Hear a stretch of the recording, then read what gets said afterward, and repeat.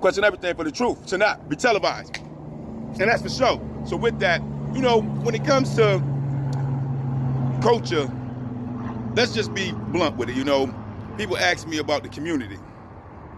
You know, that community, you know, the rainbow. You know, rainbow used to be a beautiful thing for all children, but today rainbow is tricky. So let's just be real. So when you're dealing with community, they ask me about the community and mental illness. And I'm gonna just say, when it comes to mental illness, that's a very serious situation, especially dealing with our people, because we don't get the treatment that we need for the trauma that we've been through. That's 100. So with that stated, a lot of stuff happened to our people that they don't want to talk about that lead us to the positions that we in today when it deals with the rainbow community and the community itself. Yeah, I mean, let's just be real. When you go around and you look at all other Aboriginal Negro cultures, or when you go to different more black controlled lands, that's not a reality there. Not at all.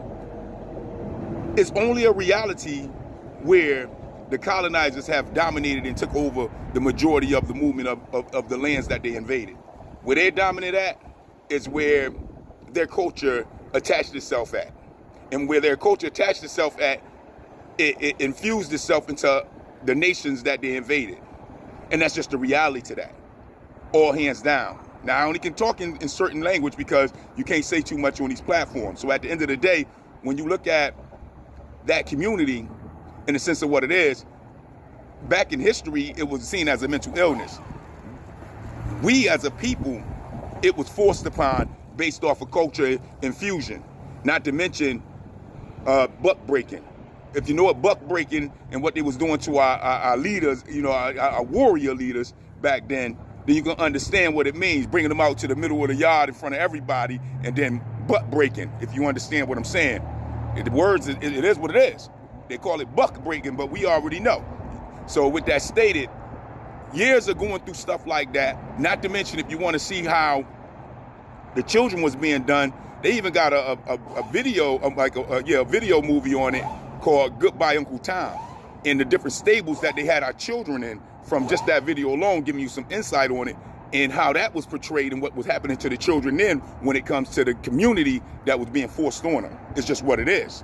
So when you look at these things, yes, it's sort of a situation, because nature shows you the reality of that. The Bible talks about it as well. Sodom and Gomorrah is a real reality in the Bible. So with that stated, in nature, most animals understand the reality of art of procreation. Bible, be fruitful and multiply. These things are the order in which it's actually set for humans to follow. So whenever you go against the order, whenever you're in a line and everybody's walking this way and you're walking this way, and the conveyor belt says you're supposed to go this way, and you decide you're gonna go the other way, then you're going against the grain, regardless of how you feel. That's just what it is. When you look at a socket and a plug goes into the socket. That's just how it works. So with that stated, you know, you got to understand, it's a tricky times, always been tricky times, but all cultures ain't good cultures. Every culture is not meant to be with all nations. In other words, being in the United States with this united, divided reality of cultures merging and coming together, clashing with each other, because that's what we're doing, it ain't no real unity here. So with that stated, all cultures ain't good cultures. Your culture might not be good for me. My culture might not be good for you. Even though we interact with each other, don't mean that my culture is beneficiary to you, just as much as your culture may not be beneficiary to me.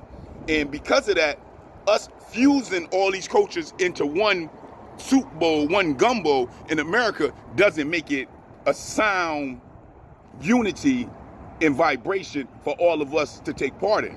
And that's the reality to it. So with that stated, when it comes to that community, it is what it is. You know what I'm saying? You just got to understand that when you go back to the Aboriginal way of living as a Negro on our own land without the Columbus invasion, then none of that exists. It's in the documents, it's in the writings, it's in the ledgers. We didn't live like that. It's just what it is.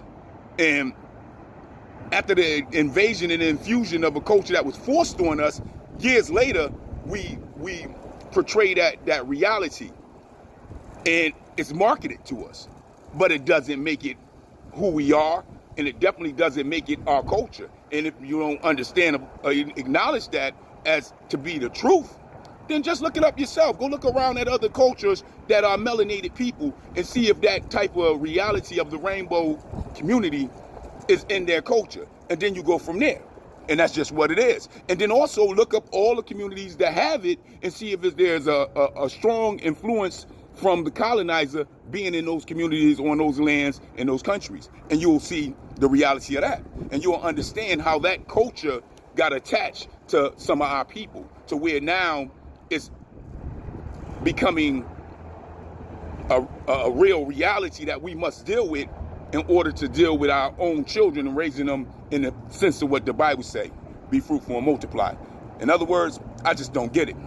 I just don't understand it. But that is the question. You let me know. Peace, peace.